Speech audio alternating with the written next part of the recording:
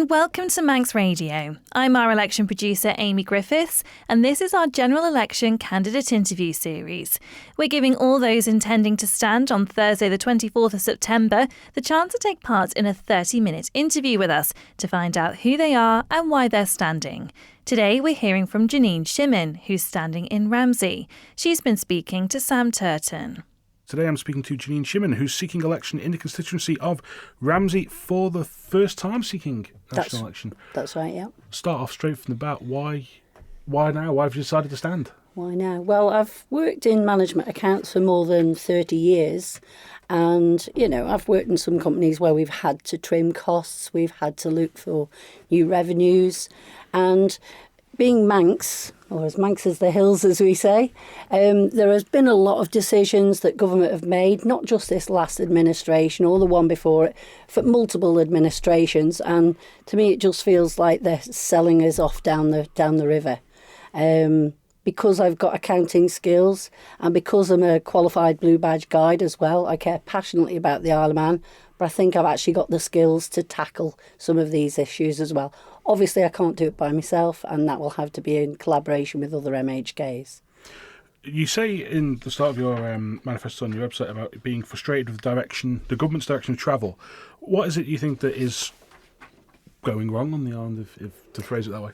Well, the size of government, I believe that we've got people who don't understand the Isle of Man or don't care about the Isle of Man, or they haven't got the skills to negotiate what is needed for the Isle of Man.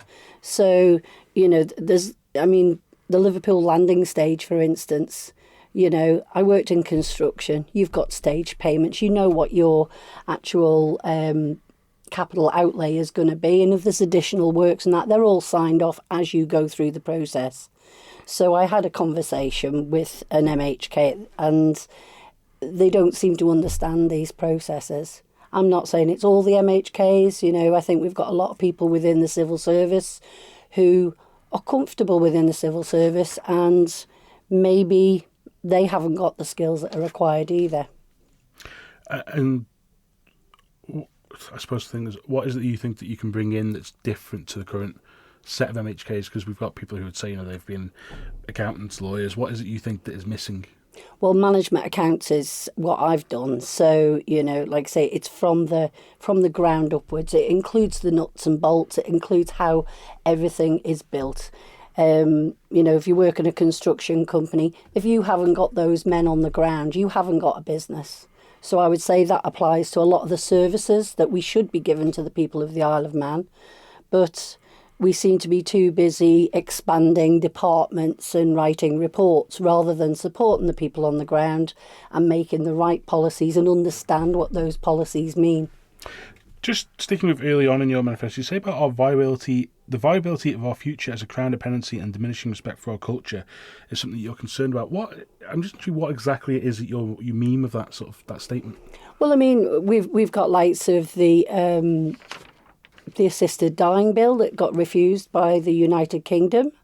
We have a lot of financial investors in the Isle of Man. And like I said before, our culture is just fading away. Profit seems to be overtaking the value of life in the Isle of Man. And that is about its surrounds, it's about the people, it's about people having the quality. It sort of contradicts with the biosphere. If you read into the biosphere and what that stands for, it sort of contradicts because everybody should have a quality of life, a good quality of life. And you very quickly go into that the government should be existing to promote first and foremost the people of the island and its homegrown businesses. Yeah. I think it'd be very fair to say we've heard from businesses in various sectors across the last few years that they are struggling, in hospitality especially. What is it that you're hearing from people on the ground as it is in Ramsey and across the island that you think you can look at and go, this is what I could do differently about this relationship, even just with government? Well, mine isn't. I haven't actually got my feet out on the ground yet. I've prepared my manifesto and that. But what I understand is from my actual experience, both within the private sector and within working in the public sector. So when you find that there might be all of these opportunities to gain grants and assistance and everything like that, but when you're waiting for a tick box to be put on a form, or let's say in construction, if you've got the government projects, the capital projects, which are demanding an element of material on the Isle of Man, but the licensing on the Isle of Man doesn't allow for that much stone to be taken out and put towards that project. And even in the e-gaming, you know, when you've got reports and you're reporting back to government, the questions that they have asked and forms that I've seen in the past, they don't make sense.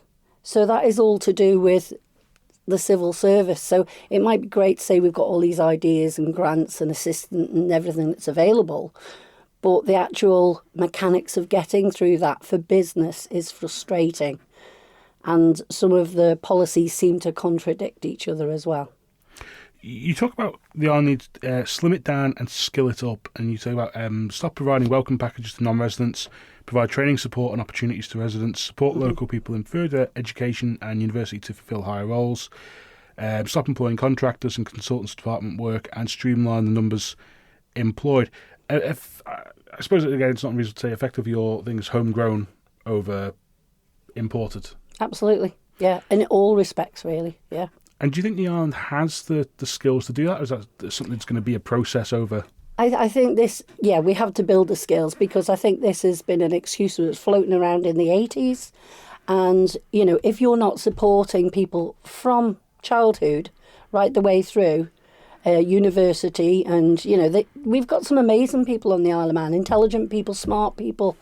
And the Isle of Man government just seems to overlook that, and they just seem to want to kowtow to, oh, if you've travelled around the world, oh, if you come from somewhere else. And that has been around in my sort of knowledge since the 80s.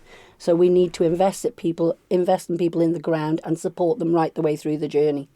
Why would we invest in people to go all the way through and up to university and then almost preclude them from coming back to the Isle of Man? They've got skills.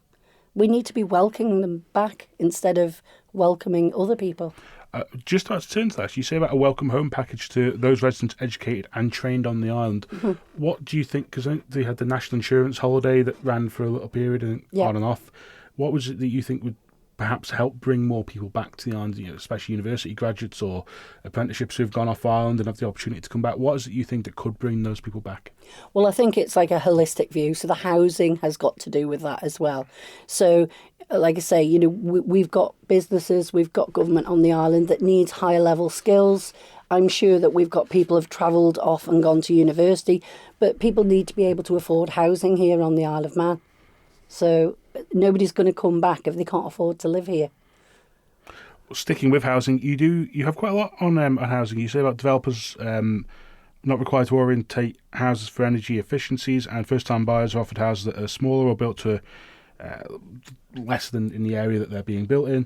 Mm-hmm. What is it you think that can change this? Because developers ultimately are in it to make a profit. Absolutely, but you know, if the Isle of Man government are paying for those houses, especially social housing, and the first-time buyers, I think it's unfair to expect not necessarily the qualifying first-time buyers for people who are looking for the grants and the assistance from government, but the first-time buyers that are advertised by the developers are not necessarily to the same standard as social housing. So I think to encourage your youth to to take on a mortgage for something that's less of a standard than what our social housing is, I think that's unfair.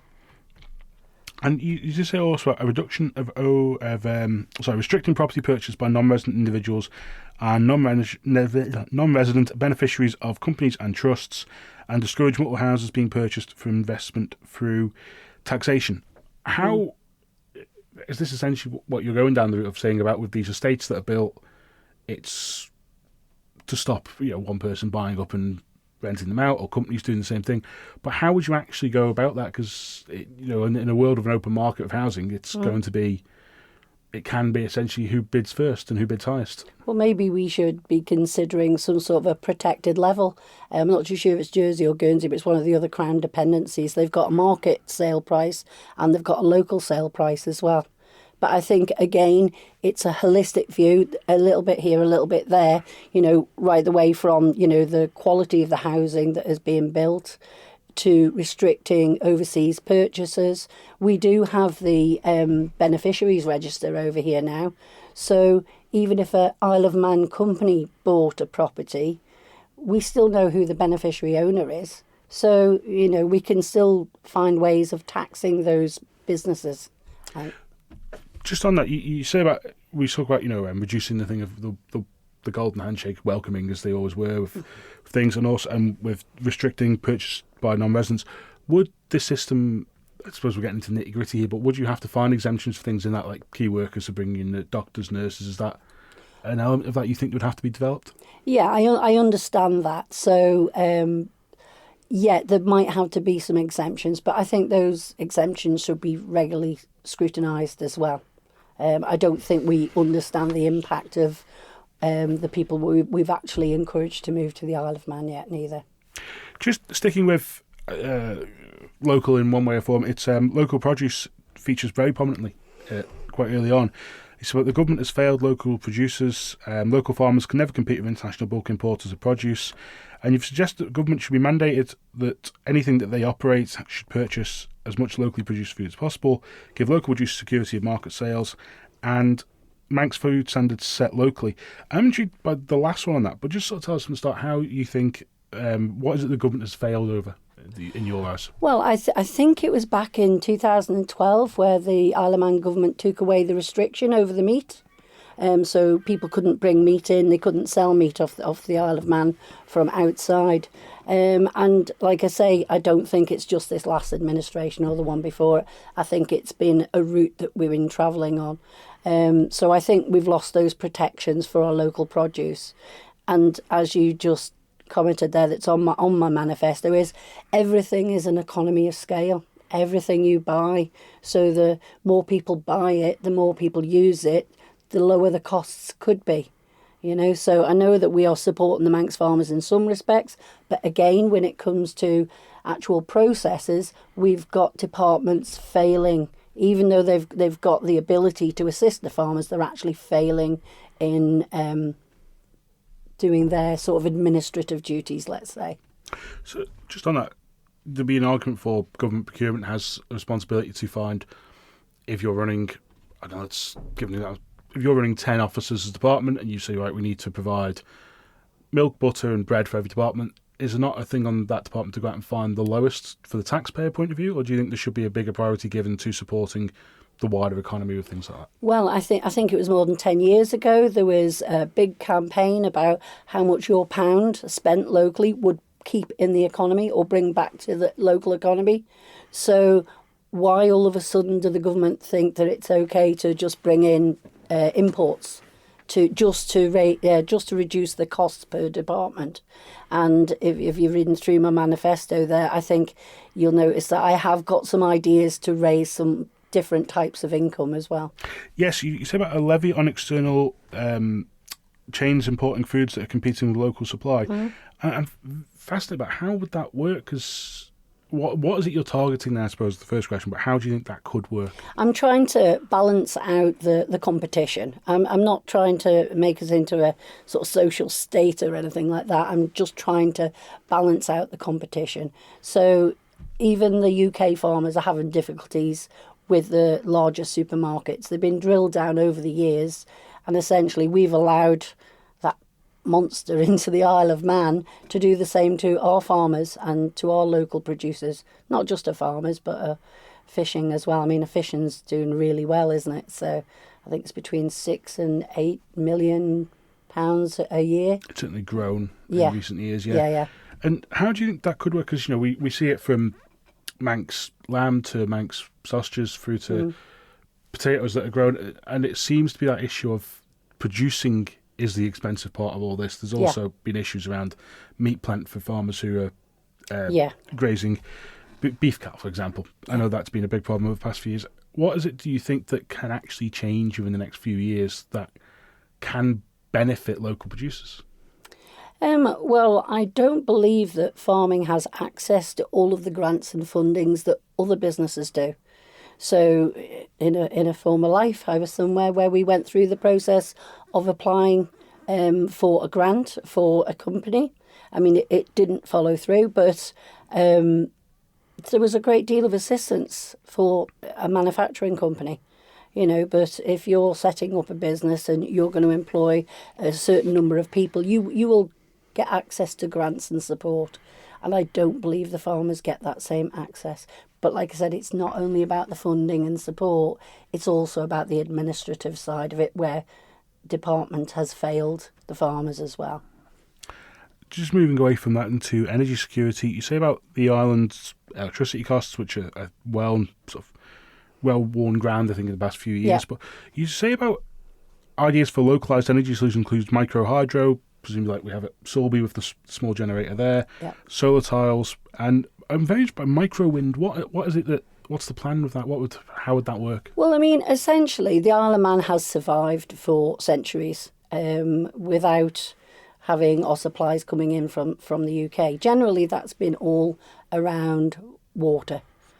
So we do get a fair bit of water on the Isle of Man.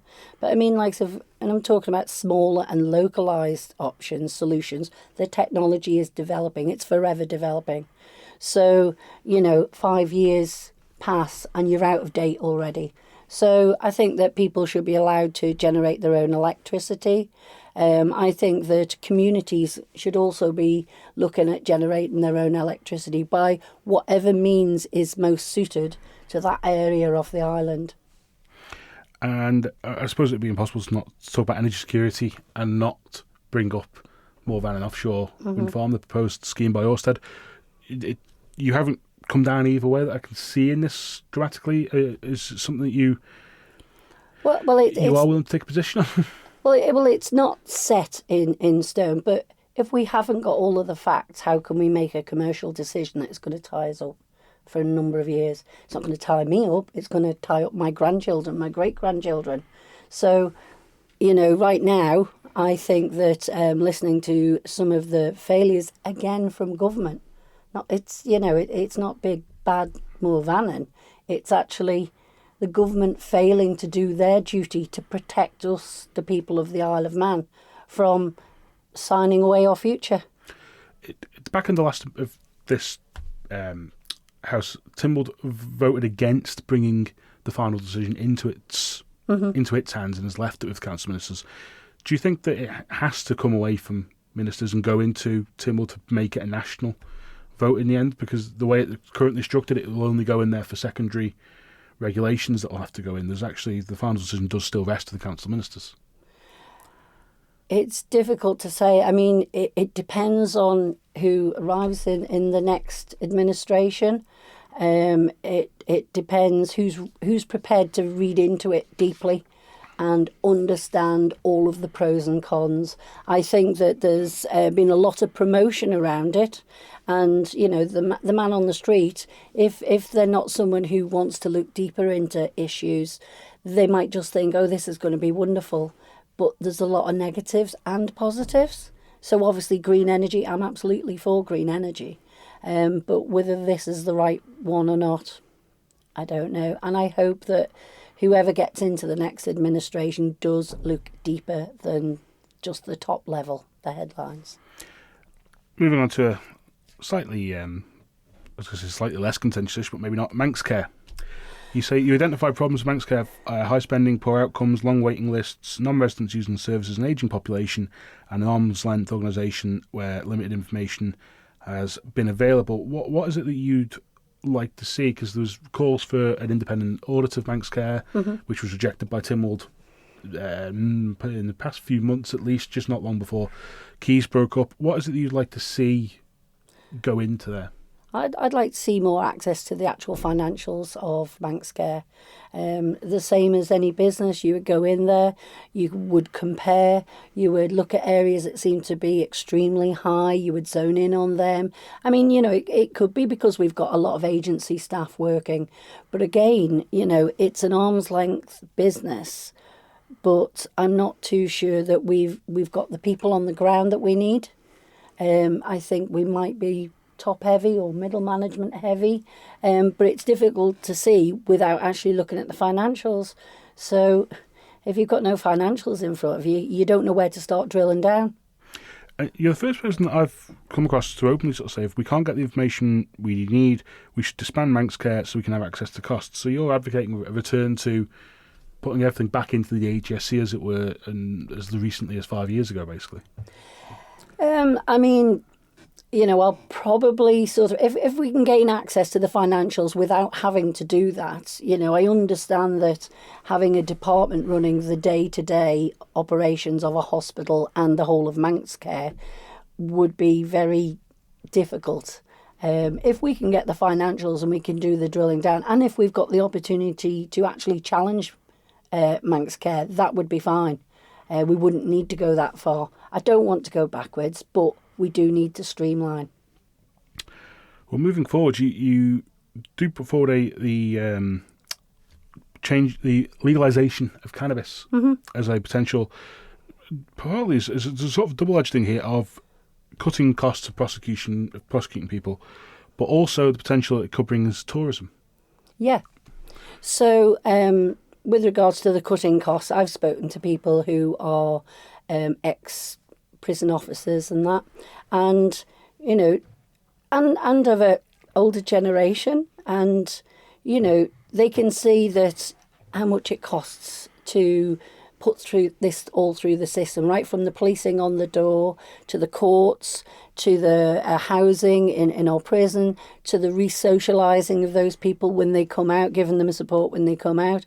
And I think we're actually criminalising a lot of our youth by dealing with cannabis, smoking cannabis and stuff like that. I don't partake in it. I don't even like the smell of it. But on the other side of that, if we can save all those costs through the court process and the prison and everything like that, I think the Isle of Man could be known as a place, and I think we could attract people. And I don't necessarily tie in criminality with that. I think it would, if you legalise it, I think that removes the criminality. And I think we could possibly increase tourism with that as well. Part of that which has been sort of raised in the past is what it would do with our customs relationship with the UK, because obviously it's still currently illegal for recreational use in the UK.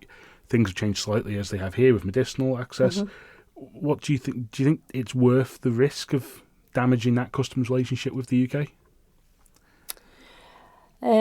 I've considered the customs relationship because that could be us going independent as well. I'm not too sure what all of the benefits are of that relationship to the Isle of Man, so I couldn't answer that question now. But I would be happy to look into it. I'd like to say this is a direction, but like I said earlier on, some of the other things are big ticket items, and I've got a list of stuff, and there's big things you need to deal with first, but then as we travel through, we'll say, okay, I've had a look at that now, so let's put that forwards. So would that be now, perhaps, I know Dr. Alex Anderson, he suggested putting forward like a committee or a citizens' jury, I think he framed it as, to look at this sort of thing. Is that something that you'd like to see as a way of moving forward with this idea? Yeah, I think we definitely need to look at something like that because, as the medical profession is coming round now, there are benefits to it. That's why we've got, the production of it is becoming legal. So that's why we've gone in that direction. You, I guess we could say sticking with tourism. It's still a tourist area. Yeah. Sticking with tourism, you say about, you do the guided heritage tours around the island as part of your jobs. Do you say heritage sites are in disrepair, entry routes into towns and centres with poor appearance, and planning continues to approve buildings that are not appropriate? And you put forward quite a number of ideas for how these issues could be fixed. What is it that you think has gone wrong with how heritage is being treated on the island? I think it's just been ignored. There's been talk about tourism and boosting our tourism, but it doesn't feel like the government has been on board. So basically in the 1960s, tourism, 50s, 60s, tourism in the Isle of Man was still pretty okay. And then the Costa holidays came out. And I remember watching an old black and white picture or news screen of the then tourist minister or the head of tourism basically saying, oh, that's not going to affect us because we're the Isle of Man, we're different. But tourism on the Isle of Man has changed. There isn't mills over in the north of England anymore. We haven't got a guaranteed mass market of people all coming over together. And people these days are more individual, and, they might travel in groups, but they don't travel in hundreds. So the Isle of Man for a long time now has been building up its uniqueness and this sort of different outdoorsy market, which... most people, they come to the Isle of Man. I'm still meeting people now who've never been to the Isle of Man. Some people had never heard of it. Some of the people who come off the cruise ships, they go, oh, well, this was an accidental port. But they're like, this place is amazing. And then, on a cruise the other week there was a gentleman who was over last year on a cruise. And that was an accidental trip to the Isle of Man. But they've come back purposely on that cruise to come to the Isle of Man again. So the Isle of Man sells itself. But... if we are losing the tradition of the Isle of Man, the architecture, the transport systems and stuff like that, we're eating away. We're just making it look like any other city in the United Kingdom or possibly in Europe. And part of that is that you talk at the end about supporting local charities and trusts and maintaining or extending heritage sites, embracing the uniqueness of Ireland as the visitors do. But you say introducing a minimal entry tax to the island payable by all, not just tourists. What's the plan there? What is it that you're... So we already have a port tax. Mm-hmm. And it was brought to the House that possibly we should have a tourist tax or a bed tax. So that's per bed, per night, per individual. Now, we have a lot of travel backwards and forwards on the Isle of Man. We have business travel, and we have, we have a fair few wealthy people here on the Isle of Man. So a minimal tax on top of the port tax, which is then ring-fenced to put back into the tourism. I think that's, like I say, in my mindset, if you want something, you've got to figure out how to pay for it. So in my mind, that's a contribution to that as well. I'll just keep looking over my shoulder because I'm just mindful of what time we've got. We've just about 2.5 minutes left, I suppose. There's areas on this that we haven't got to yet. You talk about immigration in here, about border controls. You've got things about reforms that need for pensions, and also for what you think Ramsey needs, because your manifesto is very sort of Ireland focused and generation of economy and tourism and a lot of things. But you do also go into about plans for Ramsey. I just thought in the 2 minutes that we've got left, what would be your message to voters in Ramsey about what you'd like to see and what you'd support or oppose in the next 5 years if you were elected? In the next 5 years? Well, I think that Ramsey needs to promote itself more to new businesses that are setting up in Douglas. The rates are less, the rentals can often be less. We have people travel from all over the island to visit Ramsey over a weekend to come and look at the individual shops, not the high street, the individual shops. And I think Ramsey can sell itself. Ultimately, I would love to see the Queen's Pier alive again. I mean, the guys are doing a fantastic job there, but I would like to see some support from government with that as well. And you, with this, you manifesto, like I said, we haven't got through everything, but where can people find it? People can find my manifesto on my website, which is www.JanineShimmin4Ramsey.im. Or they could find it on my Facebook, which is just Janine Shimmin for Ramsey. And then I will be actually getting my manifestos printed out as soon as my nomination has been accepted. That was Janine Shimmin, who's standing for election in Ramsey. Also standing in the constituency are Robert Cowell, Lawrie Hooper and Juan McGuinness. You can listen back to this interview along with all the others recorded as part of this series shortly after broadcast from your usual podcast provider. And don't forget, for everything you need to know about the general election, just head to our dedicated website, which you can find at manxradio.com.